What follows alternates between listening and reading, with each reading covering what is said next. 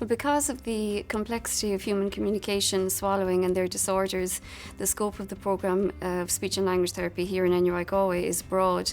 And there were two main components to the course. There's a theoretical aspect and there's the practical aspect. So in terms of theory, students cover subjects like human body structure and human body function as they relate to human communication, speech and swallowing. They also cover linguistics, which is like the nuts and bolts of speech and language and how language is acquired in children and how language develops across the lifespan. They cover subjects like psychology, where they look at the processes underpinning communication and language, such as attention and memory.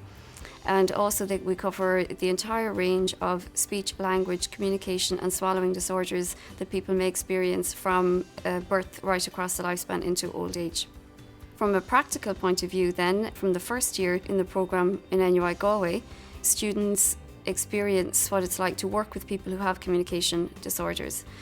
So they observe typical development of children in preschool, and then they also observe speech and language therapists that work in a variety of settings. We have an on-site clinic in the department in NUI Galway, which has state-of-the-art equipment, and students in second year and fourth year work together with families of children with communication impairments. And the practical element is combined with the theoretical element of the programme across the 4 years. In the fourth year, students participate in a research project where they conduct independent research on a topic of their choice in relation to human communication and swallowing. So the curriculum in the speech and language therapy programme in NUI Galway is quite unique because it's a spiral curriculum. And what that means is that topics are covered in the first year of the programme at a basic level, and we revisit the topics throughout the 4 years in increasing levels of depth and complexity as students progress through the programme. Given the location of NUI Galway in relationship to the Gaeltacht, we have a special interest in the area of bilingualism as it relates to communication and language disorders. So, for instance, in relation to bilingualism, students cover how bilingual language acquisition takes place in typically developing children in the first year of the programme, and we revisit the topic in relation to people who have communication disorders and who are also bilingual, not just in relation to the Irish language, but in relation to other languages as well throughout the programme. In the first year of the degree programme, students covered the topic of bilingual language acquisition in typically developing children.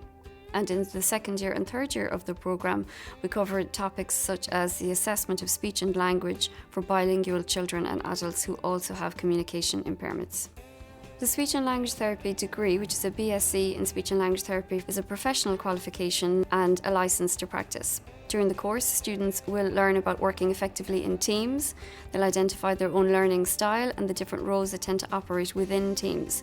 We do our best to kind of mirror what real working life is like for the speech and language therapist, so that's why they work in groups.